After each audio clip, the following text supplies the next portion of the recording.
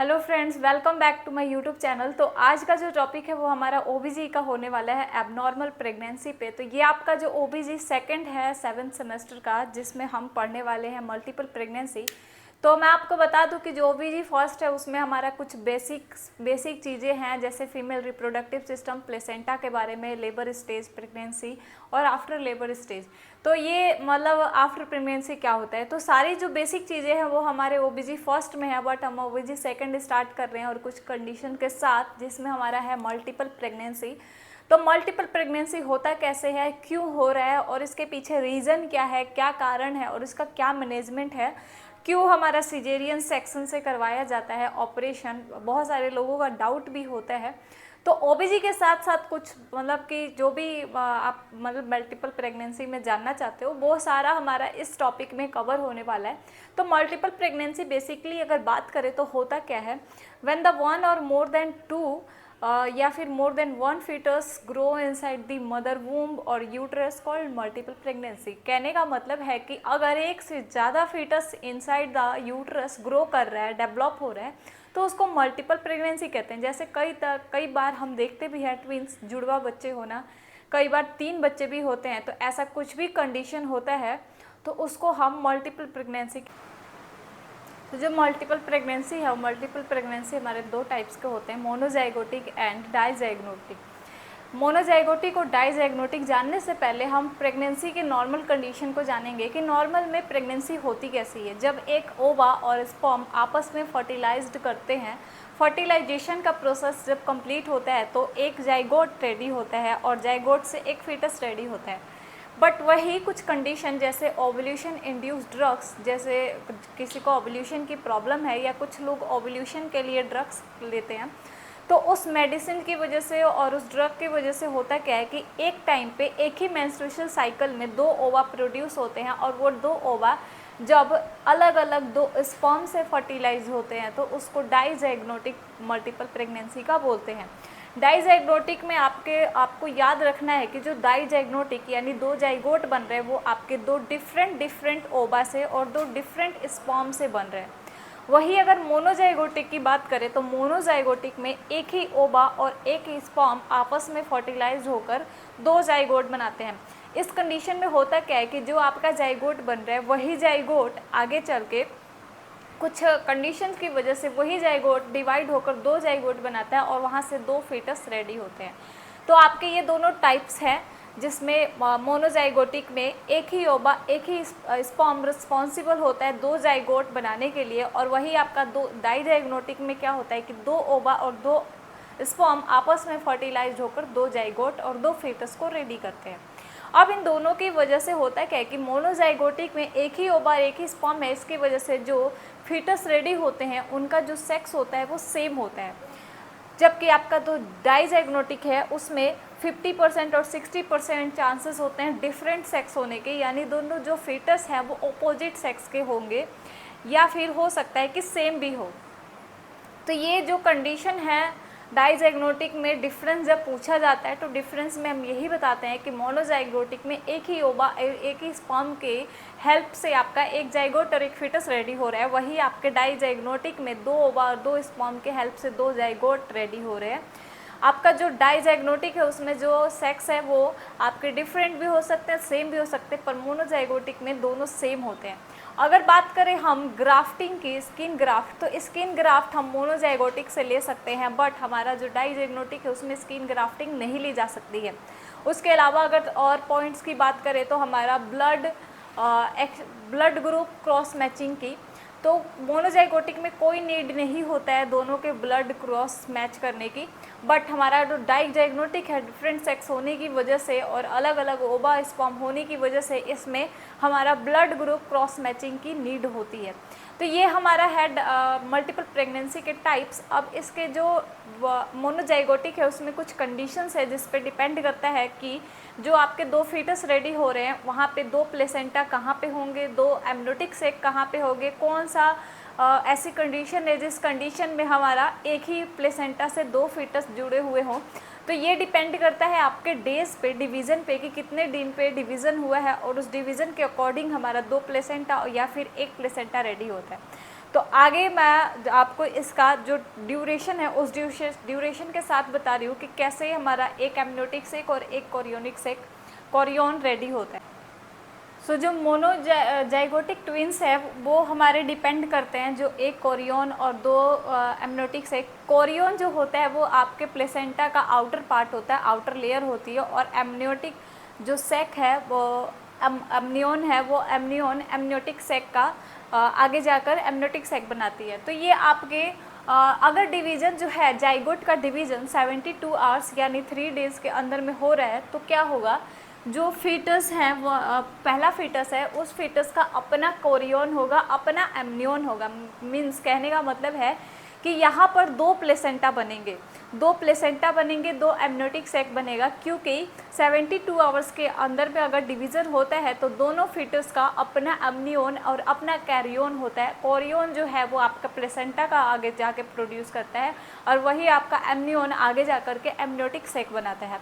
Next अगर बात करें, अगर यही डिवीज़न 4 to 8 डेज़ के अंडर में हो तो आपका ये जो एमनियन है, दोनों का एमनियन जो है वो अलग अलग बनेगा, बट कोरियन जो है वो अब क्या होगा हमारा, वो कॉमन होगा, यानी एक ही होगा। तो प्लेसेंटा एक बनेगा बट एमनियोटिक सेक कितने बनेंगे, दो बनेंगे। कब, जब डिवीज़न जाइगोट का 4 to 8 डेज़ के विद इन में हो रहा है।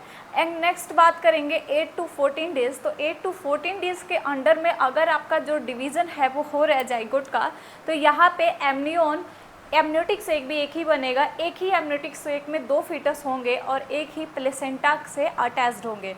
नेक्स्ट बात करते हैं, अगर 14 डेज से ज़्यादा जा रहा है या फिर 14 डेज पे हो रहा है जाइगोट का डिवीज़न, तो यहाँ पे दो चिपके हुए बच्चे पैदा होते हैं। जैसा हम देखते हैं कि किसी बच्चों का जो जुड़वे बच्चे हैं, किसी का हाथ आपस में अटैच्ड है, किसी का हेड अटैच्ड है, किसी का अदर बॉडी पार्ट अटैच्ड है।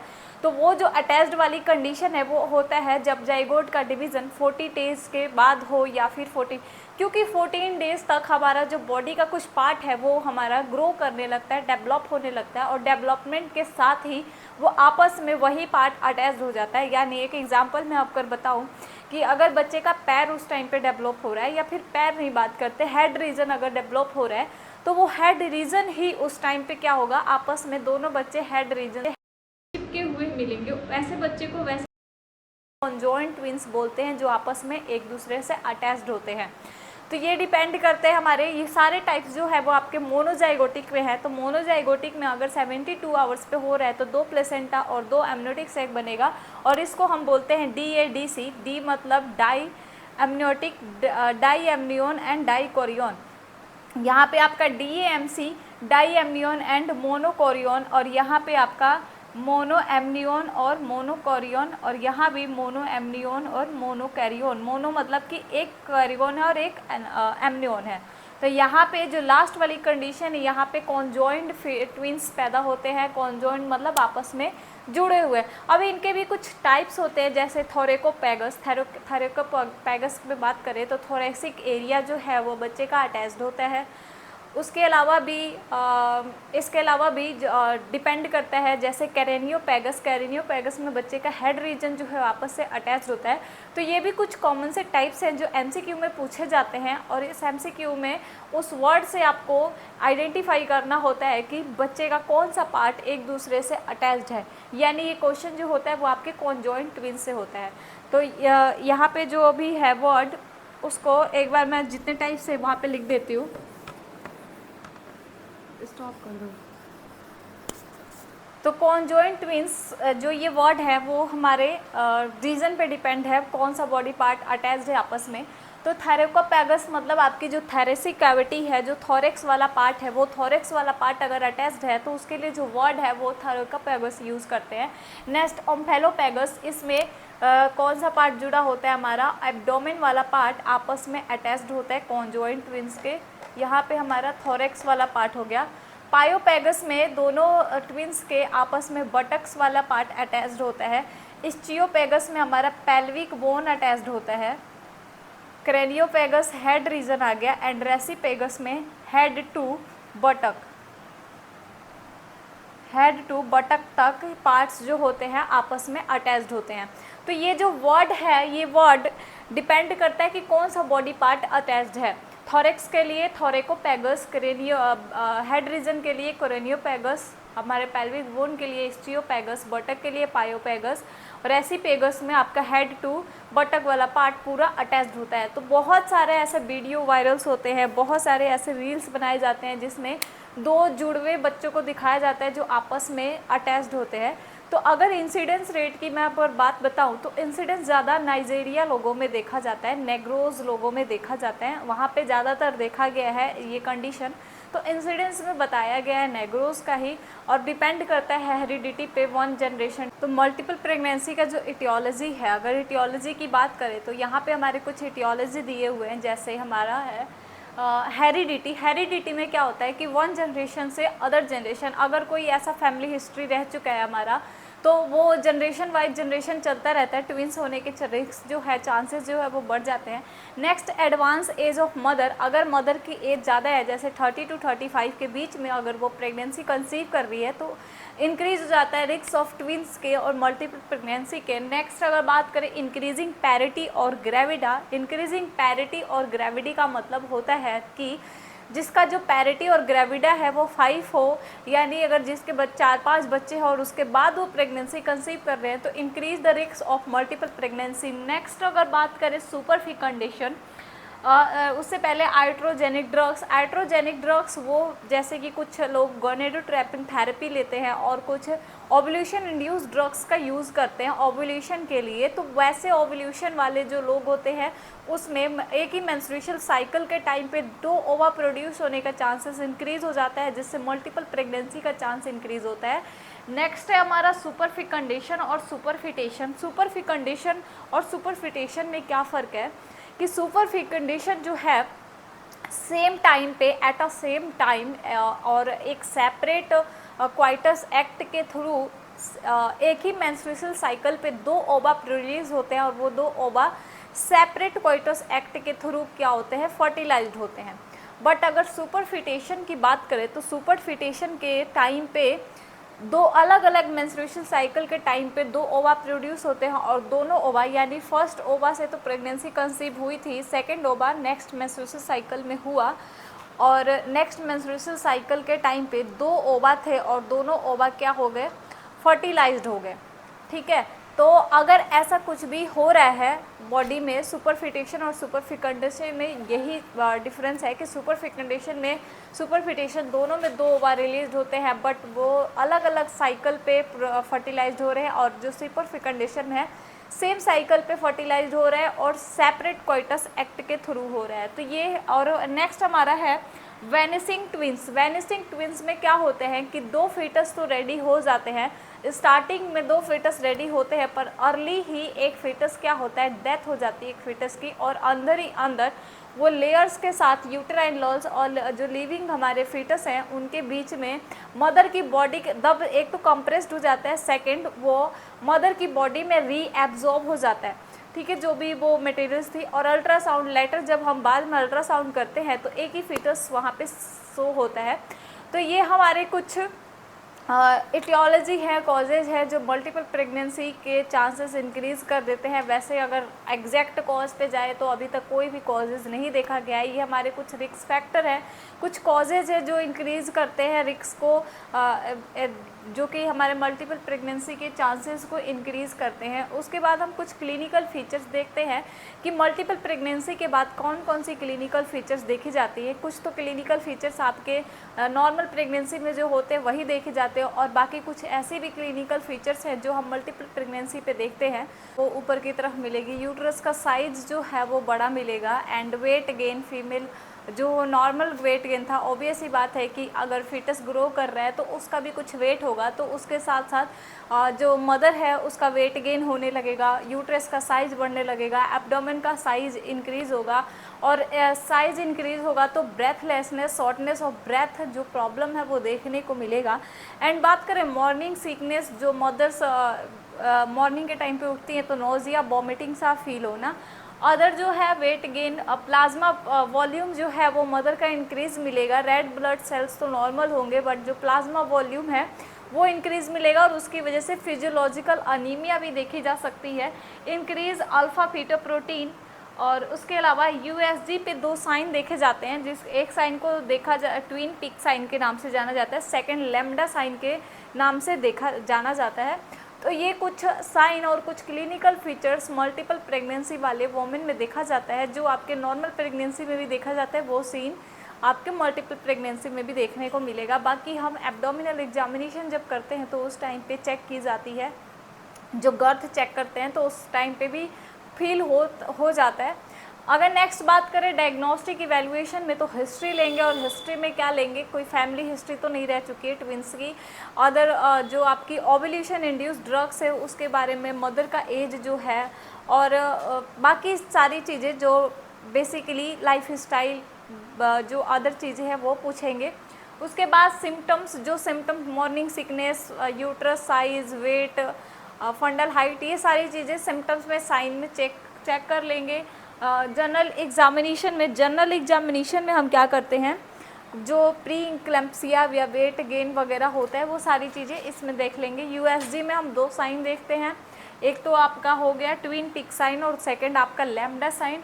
थर्ड लास्ट जो है हमारा बायोकेमिकल टेस्ट, जिसमें हम अल्फा फिटोप्रोटीन और अदर कुछ ऐसे केमिकल्स होते हैं, हमारा ब्लड सीरम हो गया, ब्लड लेवल हो गया, प्लाज्मा लेवल हो गया, तो ये सारी चीज़ें बायोकेमिकल टेस्ट में हम चेक कर लेते हैं। मदर का शुगर कितना है, ये सारी चीज़ें। वाइटल्स चेक करेंगे, वाइटल से जो शॉर्टनेस ऑफ ब्रेथ हो रहा है, पल्स रेट जो हो रहा है, उन सारी चीज़ों का पता लगने लगता है। पल्स रेट इंक्रीज हो जाता है, ब्रेथलेसनेस देखी जाती है।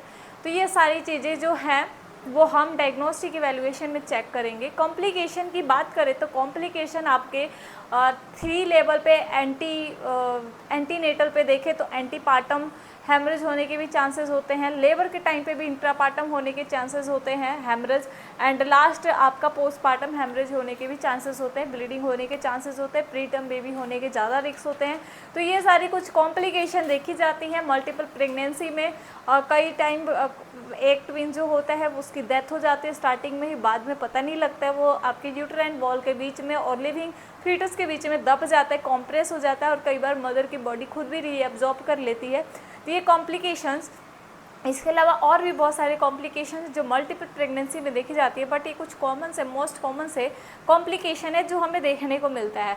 अगर मैनेजमेंट की बात करें मल्टीपल प्रेगनेंसी का, तो मैनेजमेंट जो है मोड ऑफ डिलीवरी डिपेंड करता है कि जो फीटस है उसका प्रेजेंटेशन कैसा है, बटेक्स है, ब्रीच प्रेजेंटेशन है, तो ये सारे प्रेजेंटेशन पे डिपेंड करता है कि मल्टीपल प्रेगनेंसी का जो डिलीवरी है, मैनेजमेंट है, वो कैसा होगा, जो वेजाइनल डिलीवरी होगा या फिर सिजेरियन सेक्शन करवाया जाएगा। तो एक अगर मैं आपको बता दूं कि अगर बच्चा जो है दोनों सिफेलिक पोजीशन में है, वर्टेक्स है बोथ ऑफ फिटस, तो इंक्रीज रिस्क 50% चांसेस होते हैं वेजाइनल डिलीवरी के। अगर पहला जो बच्चा है वो आपका सिफेलिक है और सेकंड ब्रीच पोजीशन में है, तो भी 40-50 चांसेस 40-50% चांसेस बनती हैं नॉर्मल वेजाइनल डिलीवरी की। बट अगर दोनों ही ब्रीच प्रेजेंटेशन में है, दोनों सिफेलिक प्रेजेंटेशन में नहीं है, तो ओबियसली सिजेरियन सेक्शन से फिटस को डिलीवर किया जाता है, बच्चे को डिलीवर किया जाता है। तो ये जो आपकी वेजाइनल डिलीवरी और सिजेरियन सेक्शन है, ये डिपेंड करता है presentation of fetus, depend on presentation of fetus. तो ये था हमारा मल्टीपल प्रेगनेंसी, जिसमें हमने डेफिनेशन, उसके टाइप्स, मोनोजाइगोटिक, डाइजाइगोटिक्स, उसके अलावा हमने मोनोजाइगोटिक्स के कुछ टाइप्स देखे और कॉन्जॉइंट के कुछ टाइप्स देखे।